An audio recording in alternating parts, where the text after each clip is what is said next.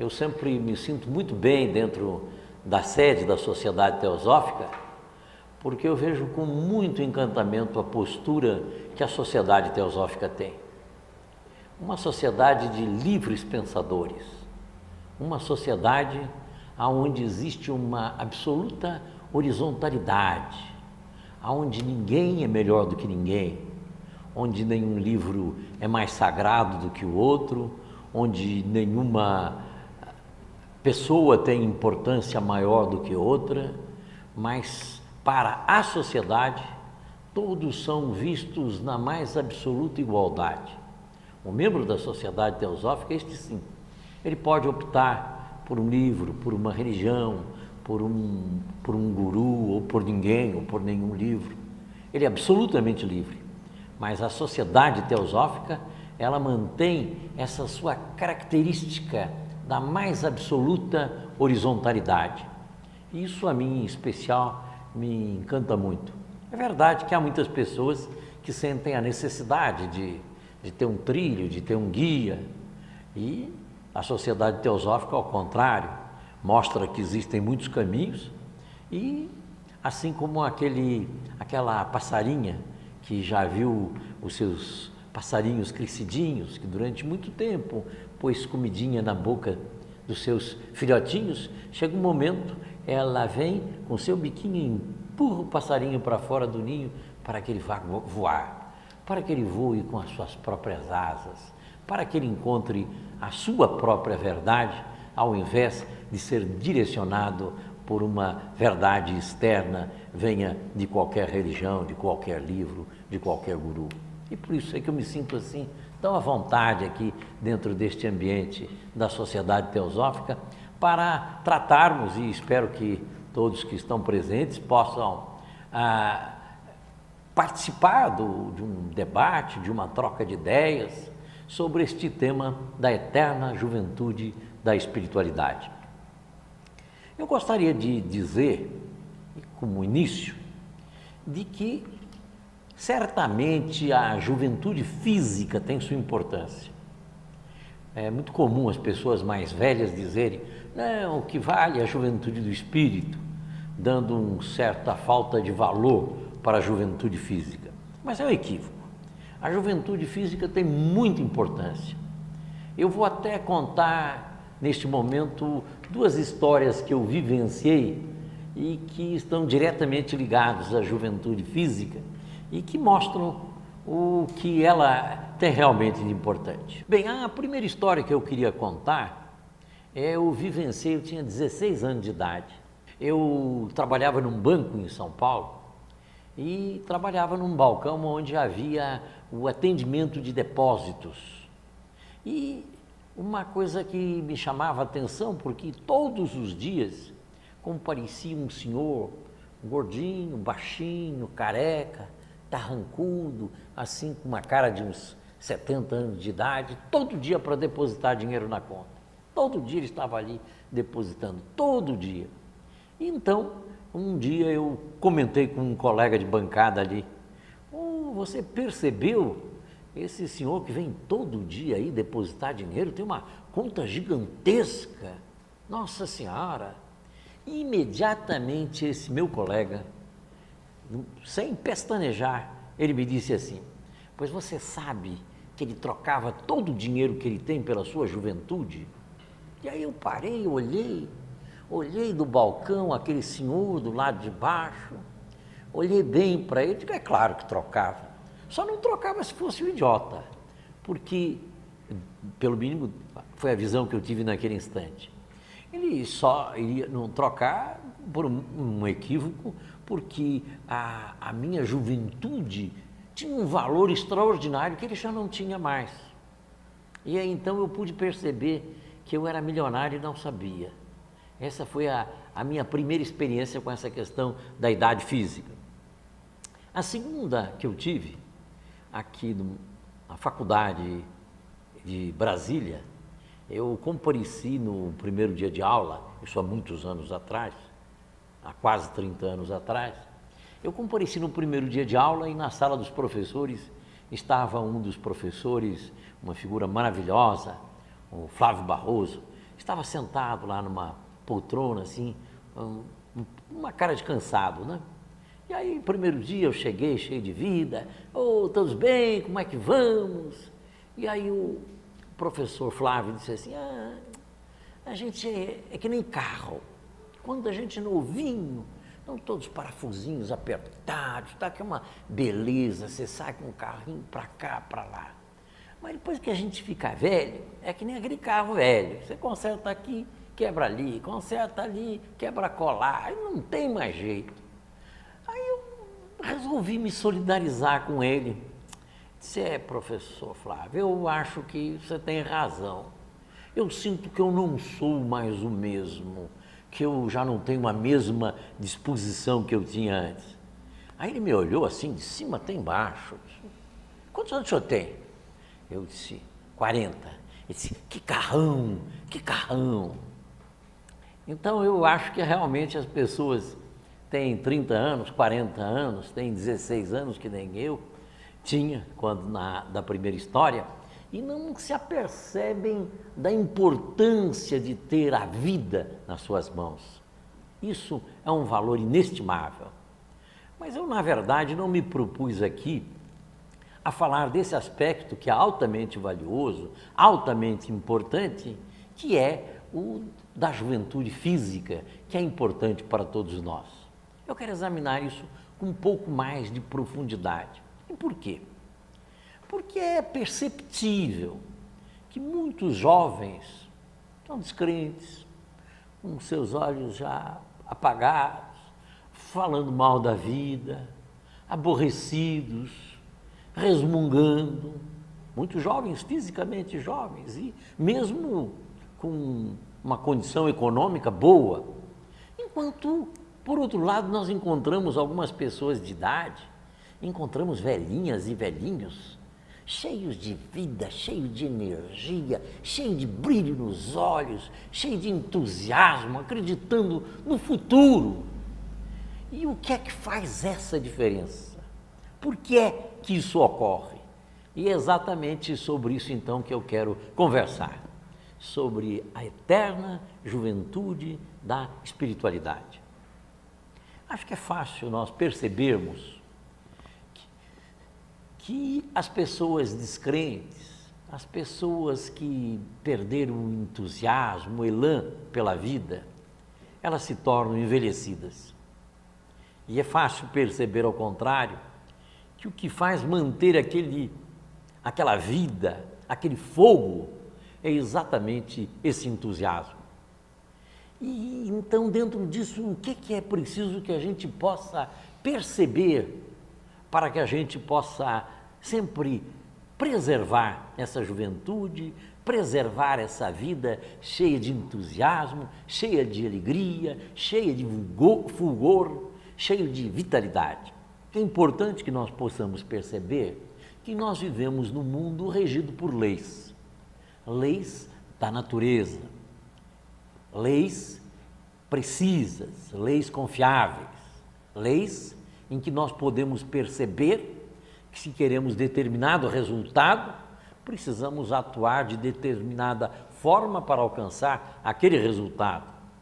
Conforme nós semearmos, conforme nós vamos colher, ou aquilo que semearmos, aquilo que nós vamos colher. A quantidade que nós plantarmos é a mesma quantidade que nós vamos ter como resultado.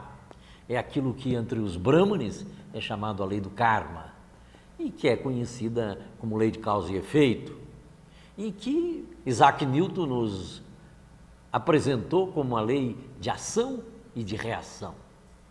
Então nós vivemos num mundo confiável. Se nós queremos encontrar uma vida cheia de entusiasmo, cheia de alegria, nós precisamos atuar de forma adequada para obter esses resultados. E como é que nós vamos conseguir produzir esse resultado? Acho que, em primeiro lugar, é preciso a gente perceber o mundo que nós vivemos, quem somos nós, o que é que estamos fazendo aqui, qual é a finalidade da nossa vida, para onde tudo isso nos leva. Uma pessoa que viva buscando riqueza e aumentar mais as suas posses, ou então buscando poder e aumentar mais o seu poder, ela sempre estará sujeita aos reveses da vida, estará sujeita sempre a amanhã perder alguma coisa, seja do seu poder, seja da sua riqueza, e vai encontrar muita tristeza como consequência, porque ela está direcionada nesse sentido. Nós, se formos olhar o Talmud, que é um dos livros sagrados dos judeus, ele tem um pensamento que diz assim: rico é aquele que está satisfeito com o que tem. Olhem a profundidade desse pensamento. Rico é quem está satisfeito, está feliz com o que tem. Quando a pessoa não tem nada, mas está satisfeito com o que tem, ela está muito bem. Se ele tiver muito, estiver satisfeito com o que tem, também está bem. O que realmente causa o sofrimento e faz com que a pessoa se aborreça e, como consequência, envelheça e fique dentro daquela postura de que não está gostando da vida, de que as coisas estão mal, exatamente essa postura de que aquilo que vier para mais é bom, aquilo que vier para menos é ruim. Então, dentro desta postura, as pessoas acabam criando sofrimentos imaginários, sofrimentos que não têm razão de ser. Aquele famoso poeta Jorge Borges, da Argentina, ele dizia que se pudesse começar de novo, ele queria ter mais problemas reais e menos problemas imaginários. Porque, em verdade, a maior parte dos problemas nossos estão aqui, estão na nossa cabeça. E ao estarem dentro da nossa cabeça, eles não têm existência real. E nós ficamos preocupados, nos aborrecendo, gastando a nossa energia, ao invés de manter um processo de vitalidade, de energia. Minha mãe me dizia assim para mim: não se aborreça contra as circunstâncias, elas são surdas à sua cólera.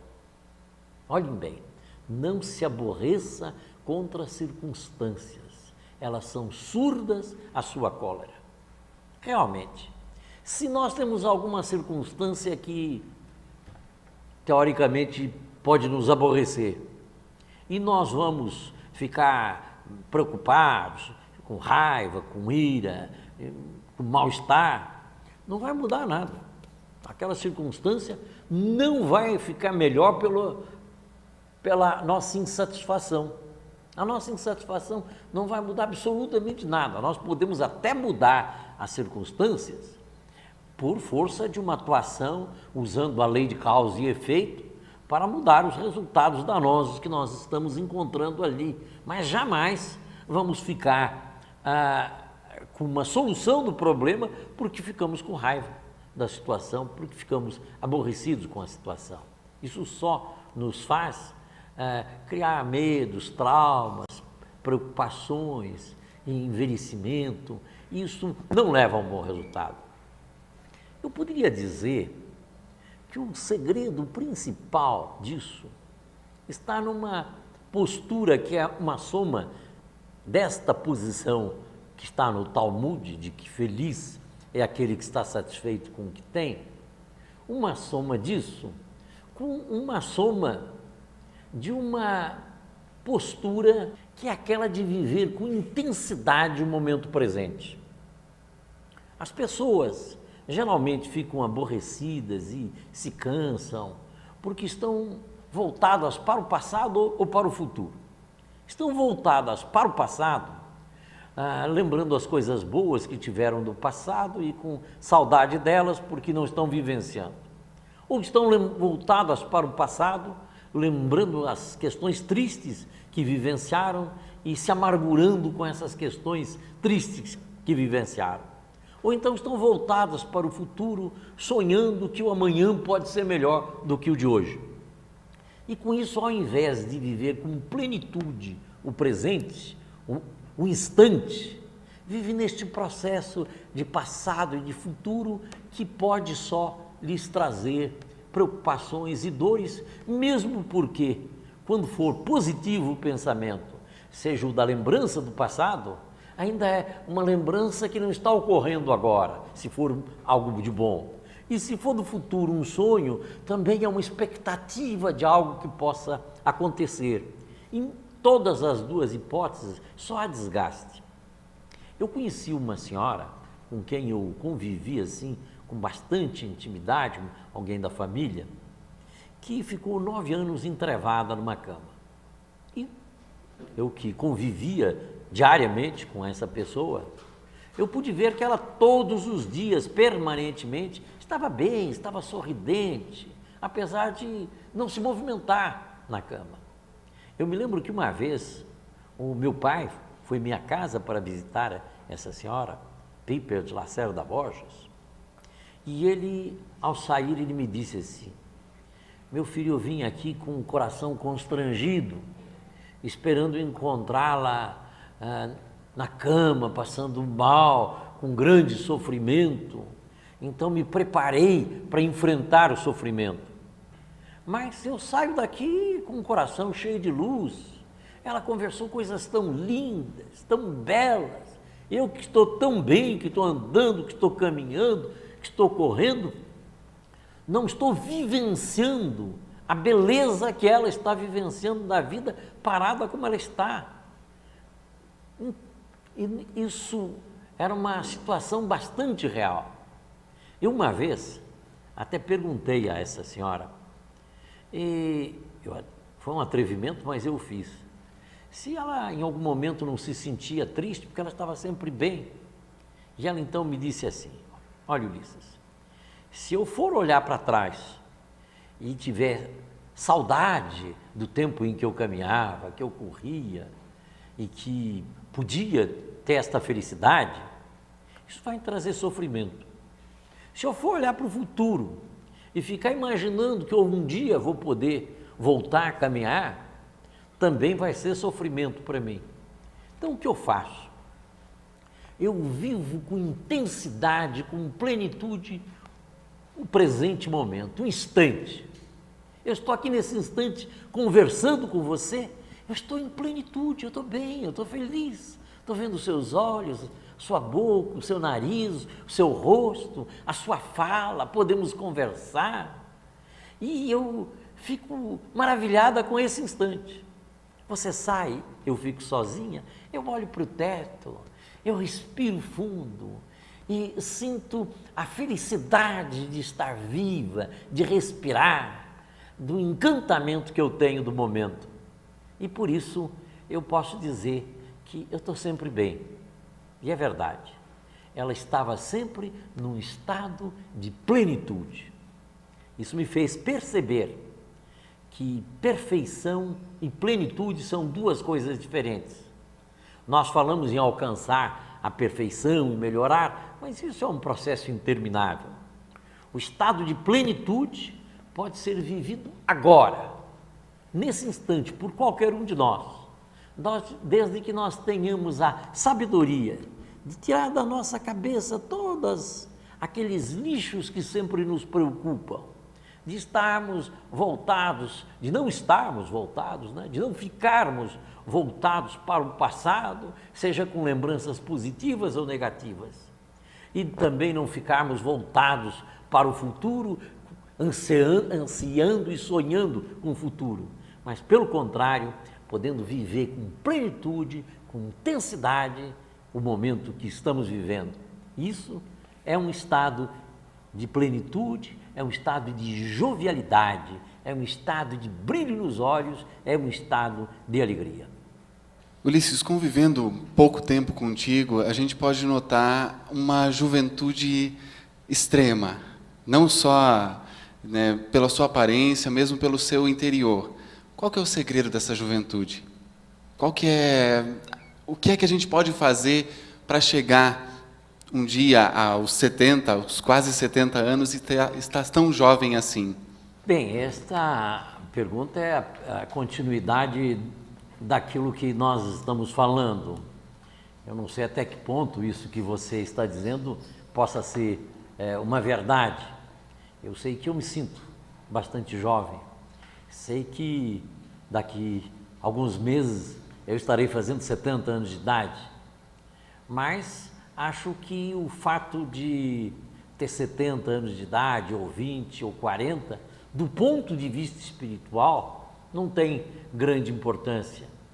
É claro que um corpo físico de 20, de 30, de 40, como eu mencionei, são fatores muito importantes. Um carrão de 40, é claro que é um fator muito importante, mas certamente o mais importante é que nós possamos viver uma harmonia interior. Acho que a palavra-chave é harmonia. E essa harmonia, ela tem que estar lastreada numa confiança na vida, numa confiança nas leis que regem o cosmos.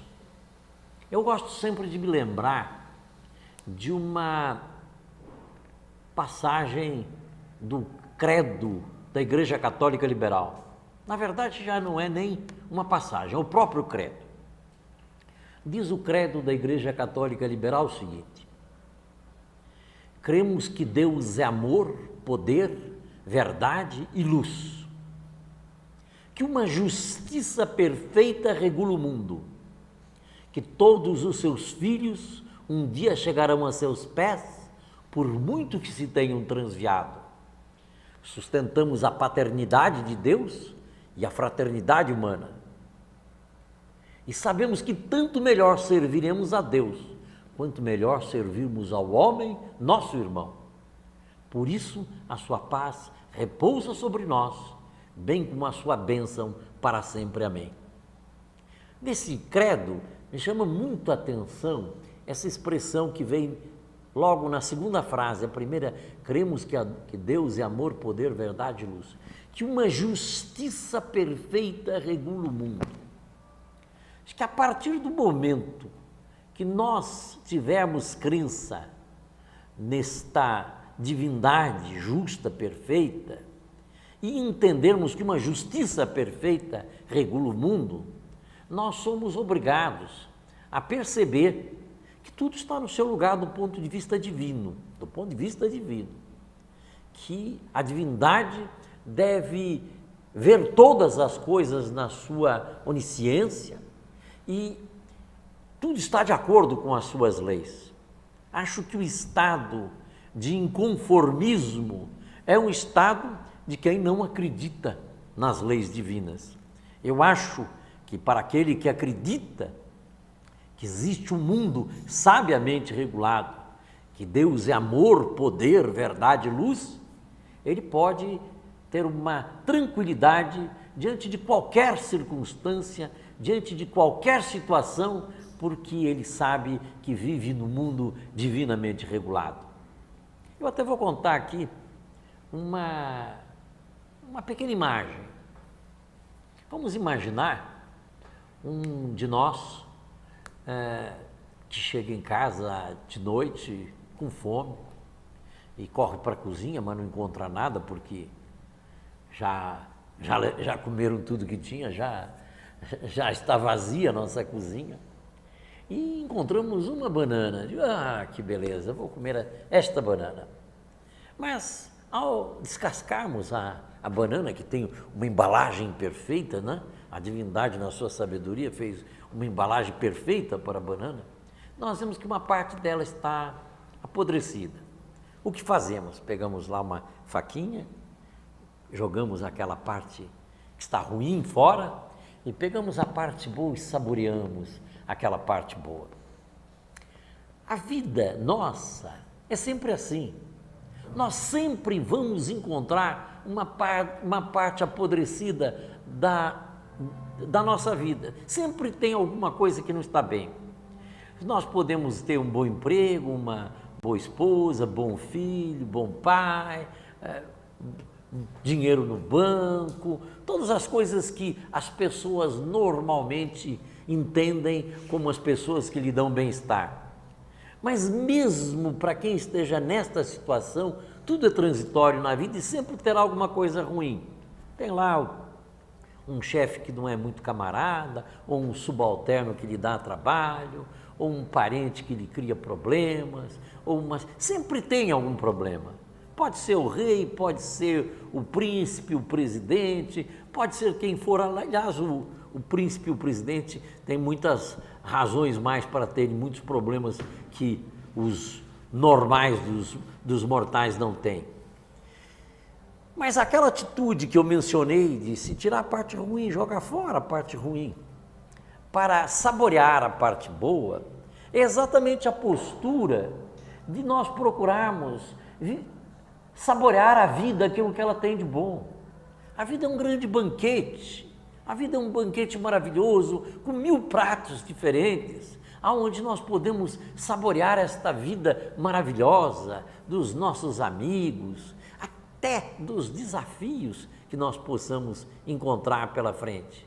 E se nós tivermos a sabedoria e a percepção de verificar que nós não podemos ficar lamentando aquela parte da banana que não estava boa no exemplo que estamos mencionando, mas pelo contrário, ficar regozijando que tinha uma parte boa para que nós pudéssemos nos alimentar, aí então nós vamos encontrar motivo fundamental, básico, para ter uma vida de plenitude, e que essa vida de plenitude é uma vida de jovialidade. É a espiritualidade que nós podemos ter na nossa vida, é a espiritualidade que podemos ter, da juventude eterna da espiritualidade. Você falou que a gente tem que preocupar menos com o passado e preocupar menos com o futuro e viver mais o presente. Será que nessa sociedade agitada e caótica em que nós vivemos, isso não seria quase que inevitável? Realmente a sua pergunta é muito inteligente, porque nós podemos querer viver o presente, mas o presente nós estamos dentro de um turbilhão de coisas que podem nos atormentar. Como é que nós poderíamos fazer para, mesmo nos libertando do passado e nos libertando do futuro no sentido de não estarmos presos a sonhos do futuro e que nos criem tensões, mesmo assim nós podemos ter um presente com um turbilhão de fatos que possam nos prejudicar ou tentar nos prejudicar. E por isso eu acho a pergunta perfeita. Acho que aí nós vamos por um segundo degrau dessa nossa conversa. Eu acho que é a questão que nós podemos chamar de interiorização. Interiorização. É quando nós trazemos o nosso foco de consciência para dentro de nós e tocamos com ele lá no fundo, na nossa consciência mais profunda, na nossa vida interna, no nosso Deus interno. E de lá nós vemos o mundo e miramos o mundo. O mundo pode estar em turbilhão, mas nós estaremos como se estivéssemos no olho do furacão. Dizem os técnicos que no olho do furacão há profundo silêncio. O furacão faz todo aquele movimento, quando não, aquele estrago, mas no olho do furacão há profundo silêncio. Acho, pelas referências todas que eu tenho ouvido na minha vida, de que é possível se estar no olho do furacão de uma forma permanente. Eu vou citar um exemplo de um grande personagem, que eu assisti uma palestra dele, e ele fazia uma referência específica sobre esse ponto. Bom, eu vou me referir à Sua Santidade Dalai Lama. Eu assisti uma palestra do Dalai Lama em que ele dizia o seguinte, que ele, quando foi escolhido com 3 anos de idade para ser o Lama, queria governar e dirigir o seu país, que ele aprendeu desde pequeno que o seu eu interno, na sua consciência, há uma paz imperturbável de fora, só perturbável de dentro. Que ninguém, nenhuma pessoa, nenhum fato, nenhum acontecimento poderia perturbar a sua paz interior. Que existia uma única pessoa que podia prejudicar a sua paz interior, que seria ele próprio. Que esse é assim como que um recinto sagrado aonde vive a nossa consciência. E ele então relatou que ele cresceu com essa ideia e sentindo que ele podia estar sempre nesse recinto sagrado do seu coração, em perfeita paz. Me faz lembrar um pensamento que existe de uma espécie de mantra, de uma prece, que diz assim: há uma paz que ultrapassa o entendimento, mora no coração daqueles que vivem no eterno. Eu prefiro usar essa palavra em vez de eterno, no atemporal, porque o eterno dá um sentido, me parece mais vago.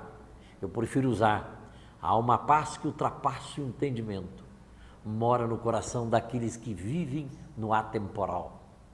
Mas então, Sua Santidade o Dalai Lama relata que a vida lhe proporcionou ele testar se isso era verdade.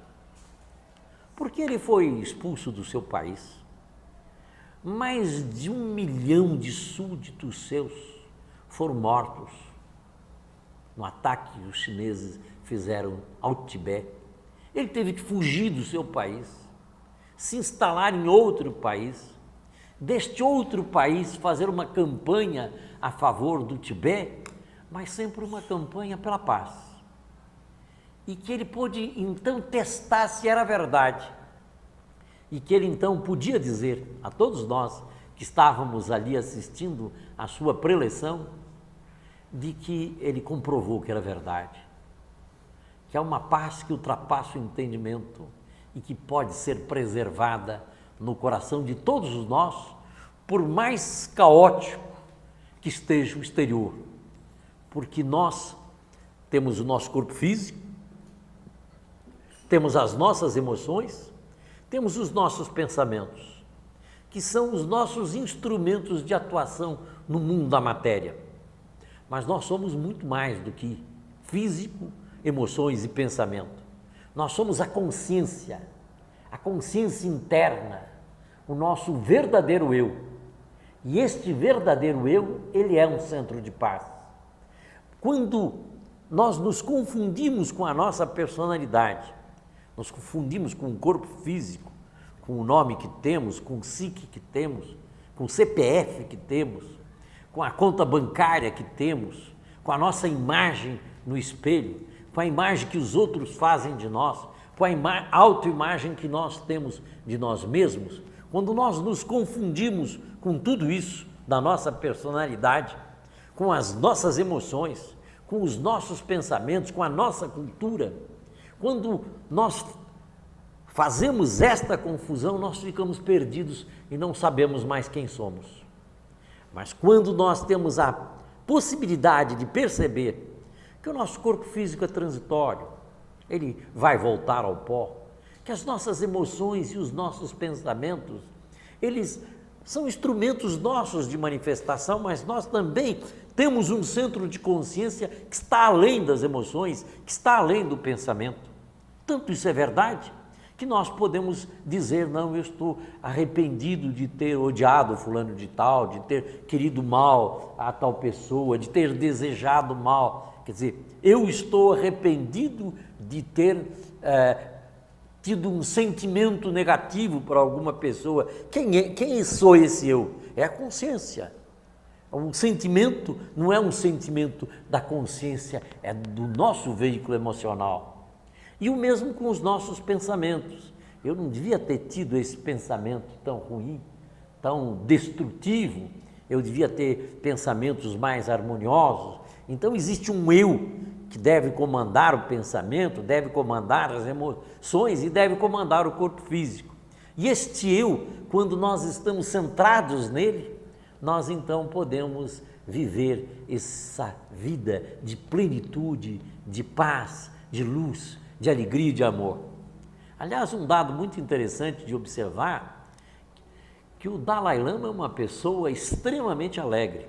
Quem teve a ocasião de estar com ele parece um menino de alegria, subindo escada, descendo escada, numa manifestação de profunda alegria, de uma vida de profunda alegria, mesmo tendo todos os problemas que ele tem para enfrentar, mas ele preserva esta jovialidade do espírito, desta comunhão com a sua natureza interna. Dr. Ulisses, o senhor mencionou a riqueza que os jovens possuem, né, em função do tempo de vida que eles têm pela frente. E, no entanto, nós vemos que muitos jovens desperdiçam esse tempo diante da tela de televisão, diante dos jogos de computador, dos videogames. E o que estaria faltando, né, na vida desses jovens que buscam preencher esse vazio interior, né, através de programas de televisão, né, de baixa qualidade? É verdade que nós só podemos esperar que cada um dê o que tem. É muito difícil, se não impossível, que uma pessoa possa expressar aquilo que não existe dentro dela. Mas o fundamental é que nós possamos tentar, pelo menos, fazer germinar no coração dos jovens idealismo. Perceber que essa vida é algo extremamente transitório, que hoje ele é jovem, logo amanhã será um adulto, logo depois será um velho e depois já foi embora nesta vida de manifestação física. E que neste mundo nós temos ao mesmo tempo que tanta beleza, nós também temos tanto sofrimento, tanta gente que vive em condições de extrema penúria. Então, se o jovem ele tiver algum idealismo no seu coração, o idealismo de trabalhar por uma ONG, por uma religião, a sua religião, qualquer que ela seja, eu digo qualquer no sentido de não diferenciar uma de outra, de que uma seria melhor do que outra. Se ele tiver entusiasmo de trabalhar na sua religião, na sua ONG, na sua família, dentro da sociedade, para um mundo melhor, se ele deixar germinar no seu coração o idealismo, ele será uma pessoa que não só vai manter um espírito de jovialidade, mas vai manter uma alegria pela vida, não estará jamais reclamando das coisas e não estará desperdiçando o seu precioso tempo, a sua vida. Porque a vida é um bem precioso. Se esse bem precioso é desperdiçado, é um bem precioso que está sendo desperdiçado. Não que ele precise ficar o tempo todo trabalhando, não é isso. Mas ele precisa, sobretudo, perceber que dentro de um ideal de fraternidade, de um ideal de solidariedade humana, de um ideal de igualdade, de oportunidade entre as pessoas, um ideal de liberdade ética, não a liberdade de um explorar ao outro, mas a liberdade ética que deve existir entre todas as criaturas, do ideal de transformar o mundo para um mundo melhor, mesmo porque o mundo, se ele é ruim, é porque nós que constituímos o mundo fazemos ele ser ruim. Ele é o que nós somos. O mundo não é diferente de nós. Se nós, globalmente, tivermos uma atitude altruísta, uma atitude de fraternidade, de solidariedade, nós vamos construir esse mundo. E então, eu diria que é fundamental para os jovens que eles possam perceber a importância de ser jovem, a importância de ter um ideal dentro do seu coração e a importância de servir. Houve uma experiência que nós tivemos ocasião de observar em Brasília, de um grupo de jovens da 315 Sul, em Brasília, de classe média alta, que eles todos os meses se reúnem, aliás, se reúnem permanentemente, mas eles todos os meses cuidam de recolher alimentos, agasalhos e levar para uma instituição de caridade. Eles, como são estudantes, eles se auto-intitularam de Sindicato dos Vagabundos. Mas esta atitude não tem nada de vagabundagem, pelo contrário, tem uma atitude de fraternidade e de solidariedade. E certamente estes jovens, eles muito mais do que estarem fazendo bem aos outros, eles estão fazendo bem a si próprios. Aliás, num documentário que foi feito sobre eles se expressam nesse sentido, dizendo que eles resolveram fazer esses atos de assistência, de solidariedade humana, achando que iam socorrer a terceiros, e perceberam ao fazer que eles é que estavam sendo os maiores auxiliados, porque estavam tendo uma transformação interior, saindo de uma visão apenas parcial da sociedade humana para ter uma visão global e uma mudança de comportamento para socorrer os mais necessitados. E é por isso que aos jovens, se eles puderem abrir espaço dentro de seus corações para germinar este desejo de bem servir à causa coletiva, eles estarão realmente fugindo dessa perda de tempo, desse desperdício de vida, desse desperdício de energia. É interessante que fomos informados que, como consequência deste mesmo agrupamento lá no Nordeste do Brasil, lá em Fortaleza, está surgindo um outro grupo que eles se autodenominaram de Sindicato dos Voluntários RP. RP é o nome da rua em que eles moram, que eu não me recordo nesse instante, com o mesmo objetivo. E assim nós vemos que começa dentro da juventude a florescer e crescer aquilo que antes era uma árvore, começa pouco a pouco a dar início para aquilo que pode ser uma floresta. A gente tem a primavera, o verão, o inverno e o outono, as diversas fases, desde o nosso nascimento até a nossa partida. Não estaria a juventude ligada ao fato de a pessoa entender esse processo da nossa vida sem querer se agarrar a uma dessas fases da nossa vida? Dizem os entendidos que a boa pergunta ela não precisa nem de resposta, porque na pergunta já vem a resposta. Acho que a pergunta é uma pergunta que ela traz uma luz sobre o que nós estamos aqui estudando e pesquisando. A verdade, o que é importante é que cada um de nós perceba que a vida tem suas fases. A vida é um processo cíclico.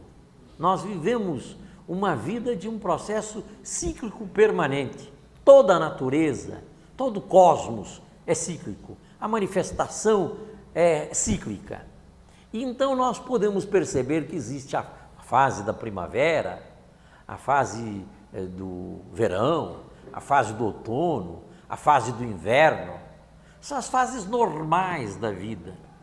E é importante, dentro desta visão, que na primavera a gente viva com intensidade a primavera, que no verão a gente viva com plenitude o verão, no outono da mesma coisa e o inverno também a mesma coisa.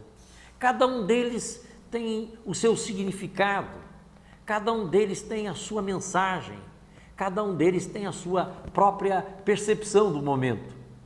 O que realmente não dá muitas vezes certo é que quando se está na primavera quer se ter algumas vantagens e desejos e oportunidades que seriam da época do verão, como por exemplo o adolescente que não tem idade para dirigir e quer dirigir, como um exemplo, do ponto de vista até material. Ou então a pessoa que está já na fase do inverno, mas quer viver como se estivesse no verão, como se estivesse numa outra fase anterior. Realmente a falta de percepção deste ciclo, isto realmente pode trazer muita confusão, pode trazer muita desperdício de energia e, sobretudo, perda de vitalidade, portanto, envelhecimento. Agora, um ponto central está na questão da cristalização mental. Eu assisti uma vez uma palestra de Sri Ram, que foi presidente mundial da Sociedade Teosófica, em que ele dizia que o que causava verdadeiramente o envelhecimento na pessoa, não o envelhecimento físico, que esse todos nós sabemos que ele é decorrente da idade, mas o envelhecimento psicológico era a cristalização, é a pessoa ficar esclerosada no sentido psicológico, é a pessoa que não está aberta para aprender, porque o que diferencia sobretudo a criança com os olhos brilhantes querendo entender tudo, do velho cristalizado, é de que o velho já não ouve mais nada, eu sei disso, eu entendo de tudo, não entra mais nada na sua cabeça, ele não está, nem no seu coração, ele não está aberto. E que para nós preservarmos este sentido de jovialidade, de vida, de energia, de vitalidade, é preciso estarmos abertos para ouvir, abertos para aprender.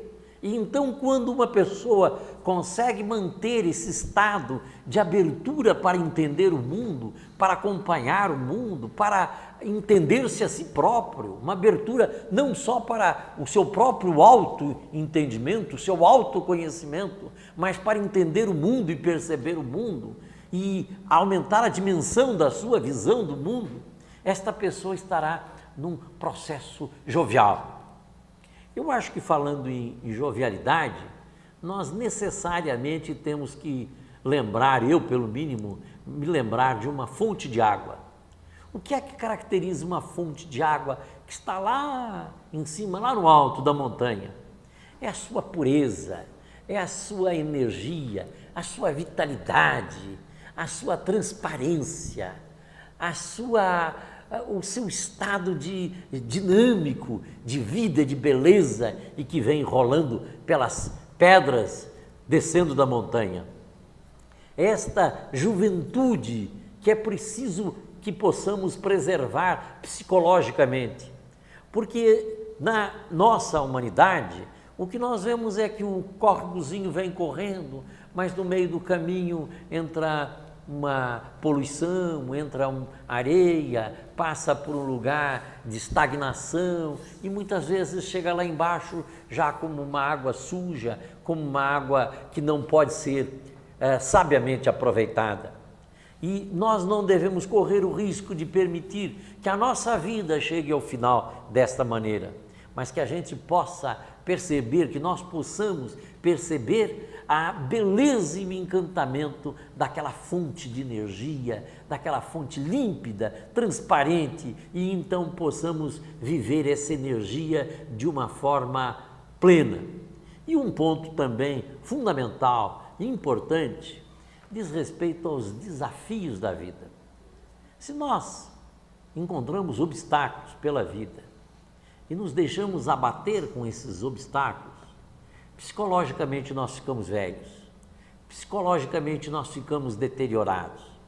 Mas se cada obstáculo que nos for colocado, se cada obstáculo que nos for colocado na vida, ele representar um desafio que nós temos que enfrentar e ver esse obstáculo como algo lindo, algo que nós vamos enfrentar esse desafio, a vida pode se transformar também bela por este ângulo.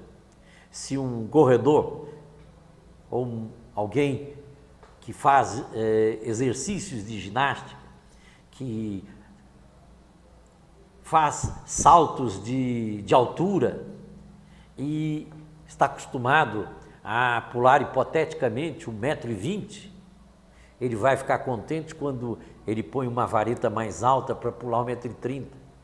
Depois que ele estiver pulando 1,30 m, ele vai querer colocar mais alto para pular 1,40 m.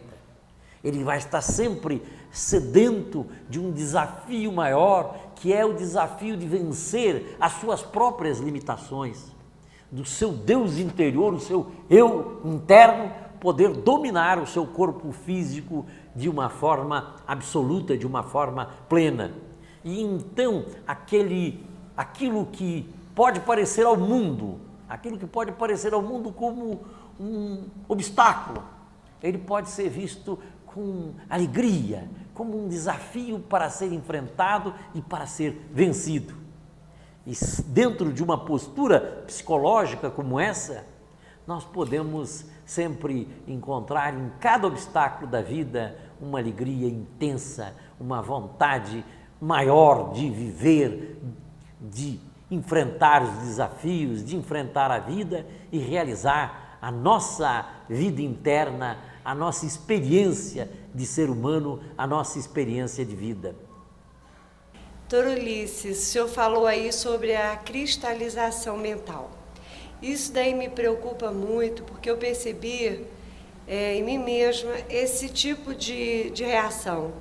Eu sinto que eu achava que eu tinha parado até de evoluir, foi mais ou menos isso, por conta de preocupações mentais, como o senhor referiu aí várias vezes. Então, eu queria saber do senhor essa forma de sair dessa cristalização mental. O senhor falou aí em proteção, né? Proteger o psicológico, principalmente. Então, eu queria que o senhor desse algumas dicas para a gente, como a gente vai sair disso. Sei que hoje em dia a gente tem que fazer um esforço hercúleo para você meditar, para você ter um outro tempo, para você transar essas coisas espirituais, os temas. Eu queria que o senhor desse umas dicas para nós. Existe uma única forma de aprendizado, é a da sabedoria, mas que ela pode ser feita verdadeiramente sábia pela compreensão, pela percepção de que os nossos problemas, eles não existem, não têm existência real, são fictícios, ou então pela sabedoria desenvolvida com o sofrimento. Porque a natureza, ela tem as suas leis e as suas regras. Se nós agimos contra a natureza, como por exemplo, colocando nas nossas mentes uma série de problemas fictícios, problemas que não têm o peso que eles têm, nós vamos obter o resultado que temos colocado essas coisas na nossa mente. Então nós podemos ou simplesmente perceber que é um equívoco e seguir aquele pensamento, não se aborreça contra as circunstâncias, elas são surdas à sua cólera, ou não fazer isso, mas colher os frutos do sofrimento por ter acolhido dentro da nossa mente pensamentos equivocados, problemas inexistentes, problemas equivocados na nossa mente, sem perceber que está tudo certo diante das leis de Deus, das leis divinas, e então pela sabedoria que vamos colher através do sofrimento, nós podemos nos libertar.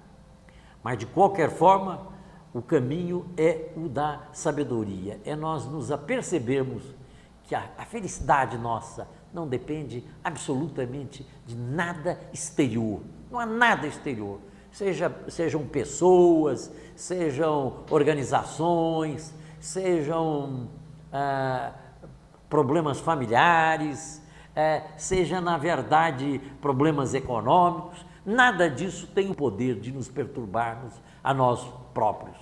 Isso, se nós continuarmos com esse tipo de procedimento, aí realmente nós vamos ter que colher o fruto amargo dessa atuação equivocada.